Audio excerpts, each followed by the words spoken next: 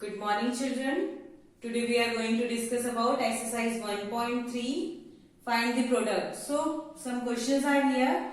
Before solving the question, we should know about some rules. That is, if I multiply 1 minus and plus का multiplication क्या होता है? Minus होगा, minus plus और minus का multiplication क्या होगा? माइनस होगा, माइनस और माइनस का प्लस और प्लस का प्लस। तो ये जो रूल्स है ये अपनी कॉपी में नोट डाउन कर लेंगे और इसको याद रखना है हमेशा आपको। ठीक है, चलिए सॉल्व करते हैं इसको। ये क्वेश्चंस है। फॉर एग्जांपल अगर मैं -2 इंटू -3 करूं तो मुझे आंसर क्या मिलेगा? ये माइनस है और ये माइनस है, दोनों माइनस है, तो आंसर में क्या आ जाएगा? प्लस हो जाएगा, क्योंकि माइनस और माइनस का मल्टीप्लीकेशन क्या होता है? प्लस होता है। सो 2 इंटू 3 6, तो साइन क्या आएगा? माइनस और माइनस प्लस हो गए, कैंसिल हो गए दोनों, तो यहाँ क्या हो जाएगा? कोई साइन नहीं आएगा, ये आएगा +6 होगा। अगर ऐसा होता तब क्या आता आंसर? इसमें माइनस है और इसमें नहीं है, तो यहाँ कुछ नहीं है, मतलब प्लस है। प्लस और माइनस का क्या होता है? माइनस होगा, तो आंसर क्या होता है? यहाँ पे माइनस होता। ओके, तो ये सब रूल्स है, इसको फॉलो करते हुए सॉल्व करना है question. Let us solve the question. Question number F is here -12 is multiplied by -11 into 10।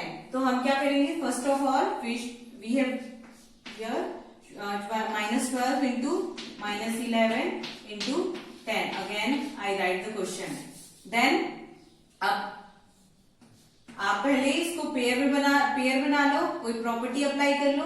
Associative property apply करोगे तो क्या हो जाएगा? ये ऐसे ये पेयर बन जाएंगे। ठीक है, तो अब सॉल्व करो इसको। पहले इन दोनों को सॉल्व कर लो, देन इसके साथ मल्टीप्लाई करना।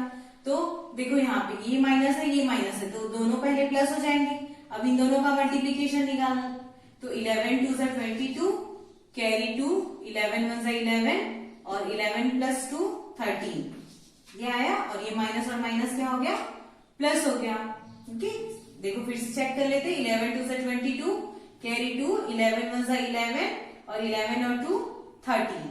ठीक है, अब ये मल्टीप्लाई हो जाएगा 10 से, तो आंसर क्या मिलेगा आपको? मल्टीप्लाई करो 1320, ये होगा आपका आंसर। ठीक है, ये माइनस माइनस प्लस हो गया। अगर यहाँ पे माइनस आ जाता, यहाँ पे ऐसे ही है, यहाँ पे माइनस, यहाँ पे आंसर में माइनस हो जाता, बट यहाँ नहीं है, तो आंसर प्लस में होगा। Okay, now next question. यहाँ question number -1 is multiplied by -2, तो माइनस, इसको अगेन आप क्वेश्चन यहाँ लिख लोगे। -1, जब भी आप सॉल्व करते हो तो पहले क्वेश्चन को लिखना है, उसके बाद सॉल्व करना स्टार्ट करेंगे। ओके, देन -1 और -2, पहले ये पेयर बना लो ऐसे, इन दोनों का और इन दोनों का। तो सॉल्व करो अब। -1 और -2, तो 2 1 से 2 और माइनस माइनस प्लस, तो यहाँ क्या मिलेगा? 2। देन -3 और +4, 3 4 से 12, और यहाँ माइनस है, यहाँ प्लस है, तो प्लस और माइनस का मल्टीप्लीकेशन क्या होता है? माइनस, तो यहाँ माइनस आ जाएगा। ठीक है, अब मल्टीप्लाई कर लो दोनों को। यहाँ 2 आया, यहाँ 12 आया, 12 2 जा 24, और यहाँ प्लस है और यहाँ माइनस है, तो प्लस और माइनस का अगेन माइनस, तो ये हो जाएगा आपका आंसर। ठीक है, इस तरह से आपको ये जो क्वेश्चन है एक्सरसाइज 1.3 का जो क्वेश्चन नंबर ए है, जो फर्स्ट क्वेश्चन वहां गिवन है, उसको ऐसे ही सॉल्व करने, मतलब जो फर्स्ट क्वेश्चन है उसको आपको ऐसे ही सॉल्व करने हैं। Okay, question number 2 is here, verify. Question number A, 18 is multiplied by bracket of 7 + -3 is equals to 18 into 7 in bracket, then plus in bracket 18 into -3। इसको आपको वेरीफाई करना है। वेरीफाई करने का मीनिंग क्या है? You have to solve this side and this side, then आपको वहां पे इक्वल है करके ये शो करना है। Okay, so let's start solving this question. First of all I have written over here left hand side. What is left hand side? This one is left hand side. जो left hand में है वो left hand side, जो right hand side है वो right hand side. देखो ये right hand में है ना, तो ये राइट हैंड साइड, ये लेफ्ट हैंड, तो लेफ्ट हैंड साइड।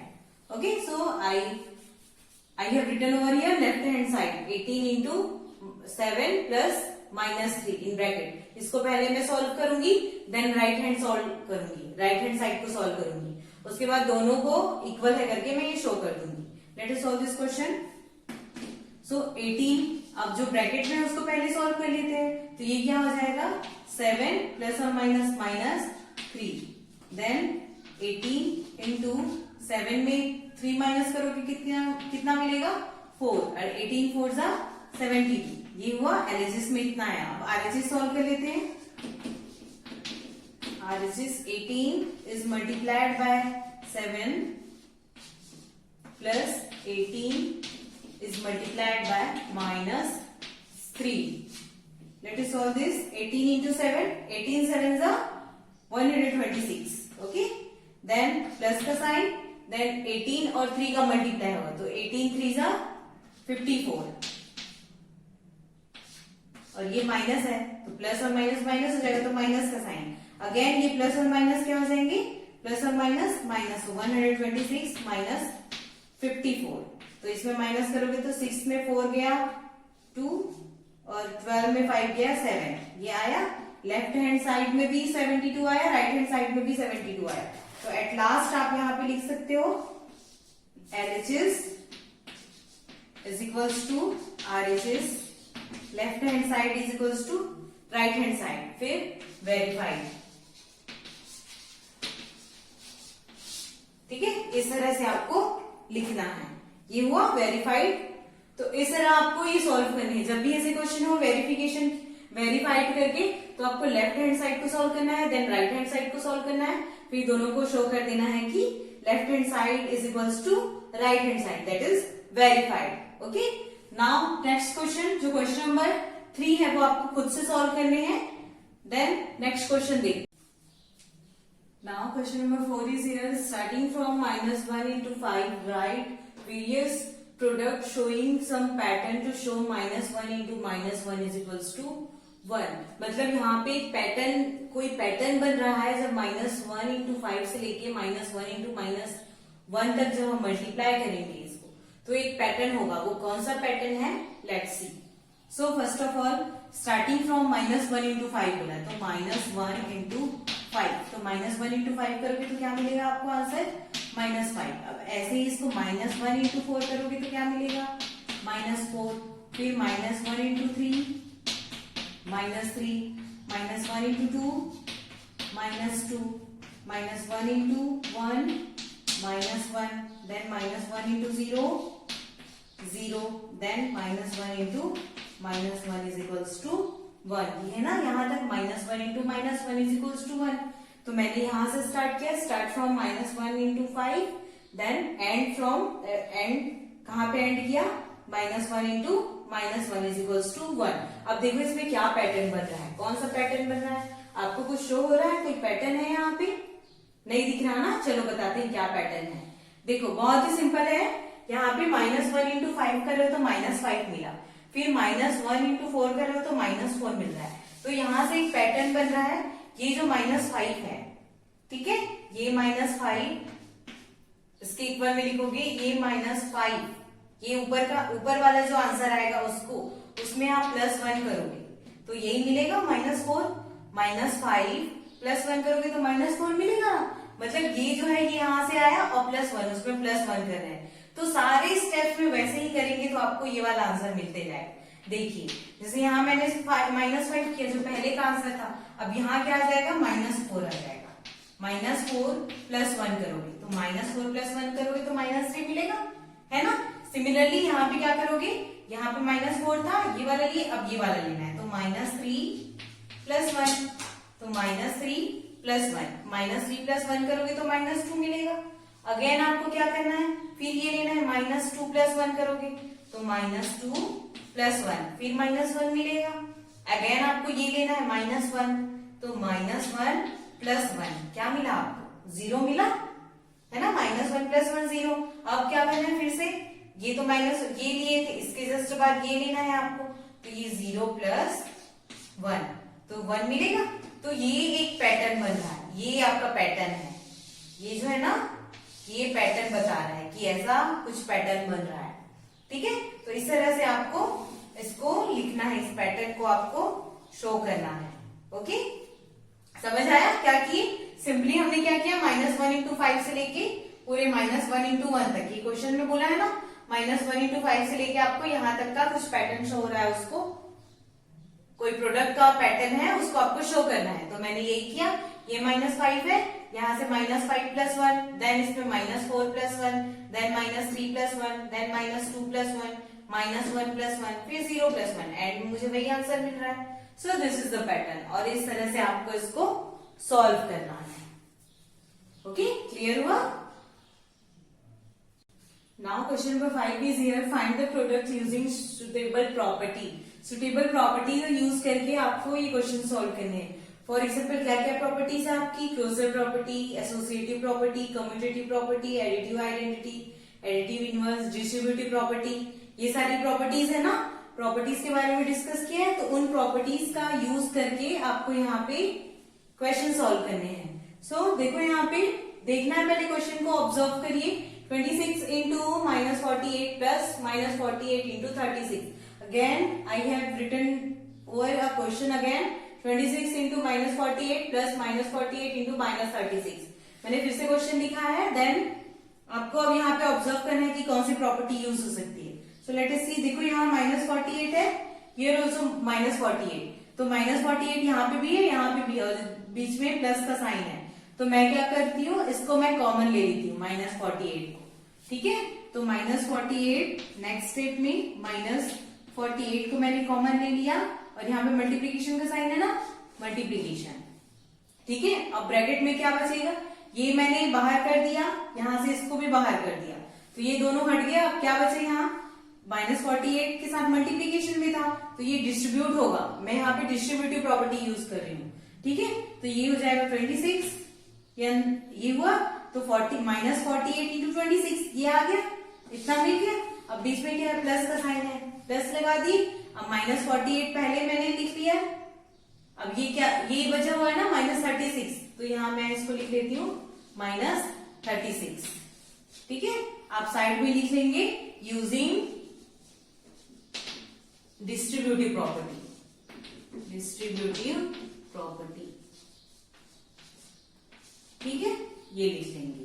देन अब आपको सॉल्व करना है इसको, -48 इंटू 26 प्लस माइनस क्या हो जाएगा, -26 -36, ओके। देन -48 इंटू माइनस करोगे तो क्या मिलेगा, -10। अब माइनस माइनस ये दोनों को मल्टीप्लाई, -48 एंड -10, तो क्या मिल जाएगा, +48। ये हो जाएगा आपका आंसर, ठीक है। ऐसे ही आपको इसमें जो क्वेश्चंस है वो ऐसी प्रॉपर्टीज को यूज करके आपको सॉल्व करने हैं। प्रॉपर्टी, यहाँ डिस्ट्रीब्यूटिव प्रॉपर्टी यूज हुई, यहाँ मैक्सिमम क्वेश्चन में आपको डिस्ट्रीब्यूटिव प्रॉपर्टी ही यूज करनी है, okay. Now next is question number B, 8 into 53 is multiplied by -125। Again I have written over a question. Then आपको यहाँ पे कोई प्रॉपर्टी यूज करनी है, तो मैं क्या करूंगी, यहाँ पे एक चीज और होती है, डिस्ट्रीब्यूटिव प्रॉपर्टी में तो क्लियर होता है कि आप उसको कॉमन लेंगे या उसको डिस्ट्रीब्यूट करेंगे, ठीक है। बट यहाँ पे एक और ऐसे देखना है कि आपको कौन से नंबर से मल्टीप्लाई करोगे तो वंस प्लेस आपको 0 मिल रहा है, ठीक है। ये एक प्रॉपर्टी और यूज होगी। तो देखो ये 8 है और यहाँ 5 है, 8 और 5 का अगर मैं मल्टीप्लाई करूं तो 8 4 सा 40, लास्ट में 0 मिल रहा है ना मुझे, तो मैं क्या करूंगी, इन दोनों में मैं कम्यूटेटिव प्रॉपर्टी अप्लाई कर दूंगी। तो यूजिंग कम्यूटेटिव प्रॉपर्टी,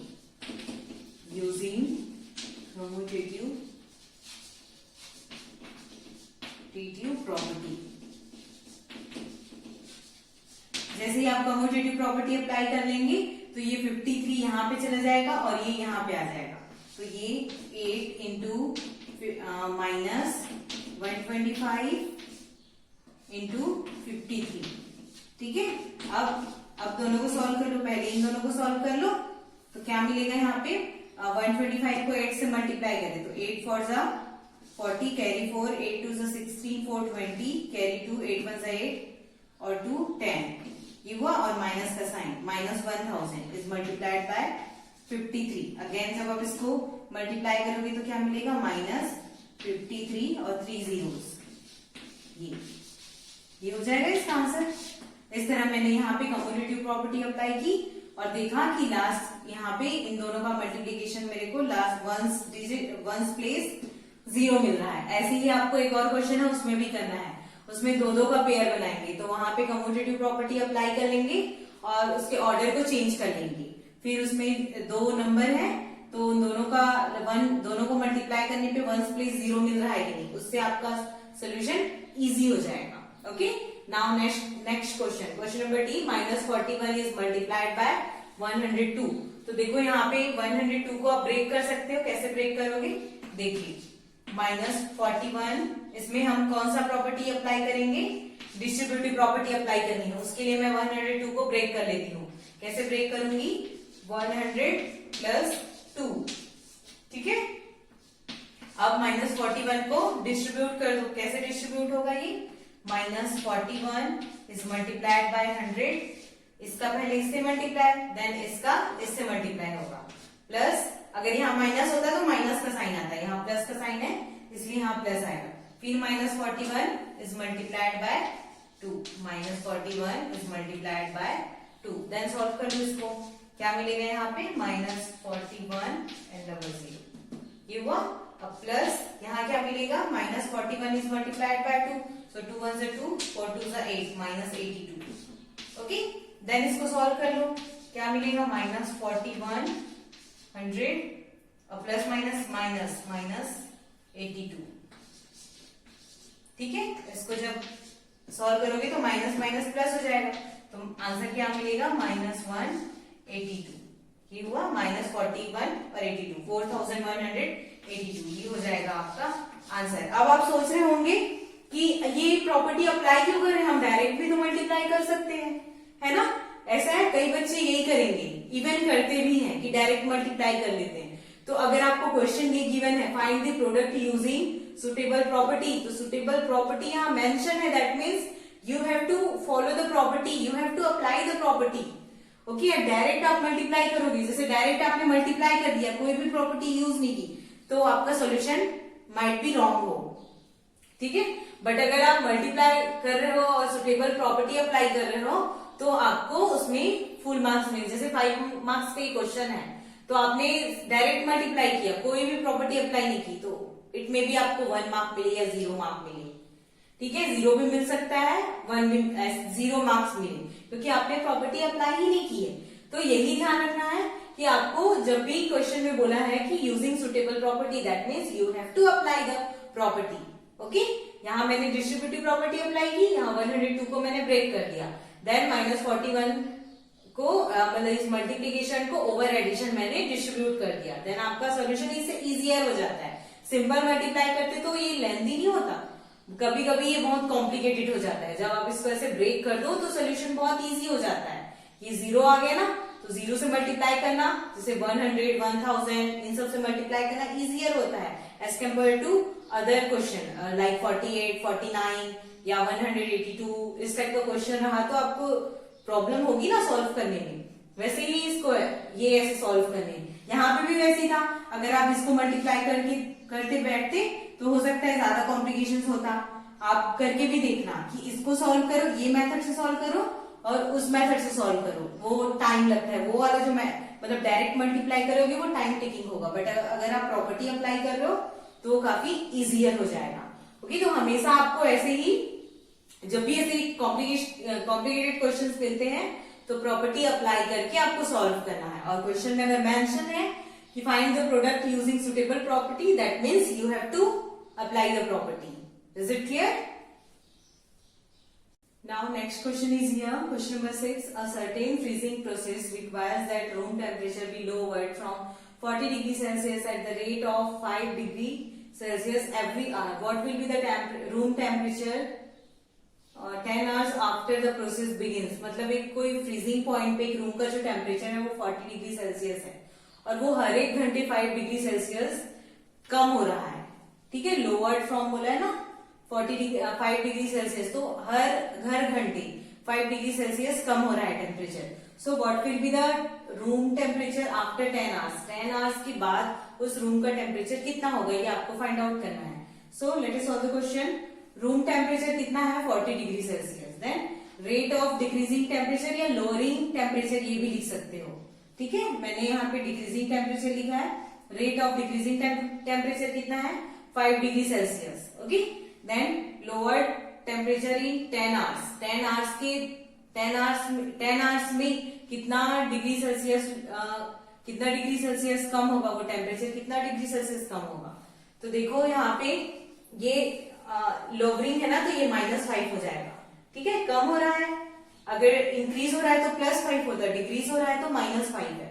ठीक है, तो ये -5 डिग्री सेल्सियस हो जाएगा। अब आप 10 आवर्स में कितना डिग्री सेल्सियस कम होगा, तो देखो यहाँ पे ये 5 डिग्री सेल्सियस है, -5 डिग्री सेल्सियस, -5 डिग्री सेल्सियस को 10 से मल्टीप्लाई कर दोगे। ठीक है, तो कितना आ जाएगा यहाँ पे -50 डिग्री सेल्सियस।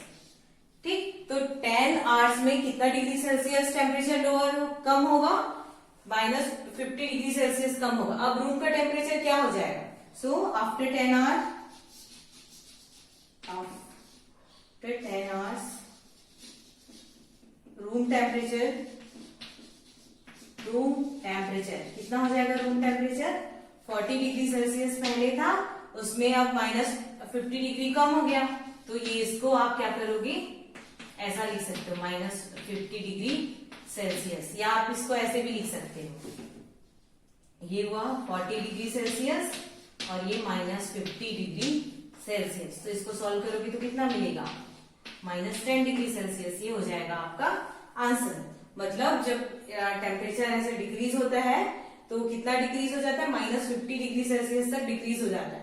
तो 40 तो हो गया, 40 के नीचे 40 पे आया, मतलब 40 कम हुआ तो 0 हुआ, 0 के बाद नीचे आ जाएगा ना। मतलब जैसे ये नंबर लाइन है तो ये 0 हुआ, उसके बाद इधर जाना स्टार्ट हो जाता है, तो इधर तो वैल्यू नेगेटिव होती है, तो वैसे ही वो -10 हो जाएगा आंसर। ठीक है, तो इस तरह से ये क्वेश्चन सॉल्व करने हैं। और आपके एक्सरसाइज के जो रेस्ट क्वेश्चन है 1.3 की, वो भी आपको ऐसे ही इंटीजर्स का जो रूल है उसको फॉलो करके आपको सॉल्व करना है। Okay, I hope it is clear to all. Thank you so much.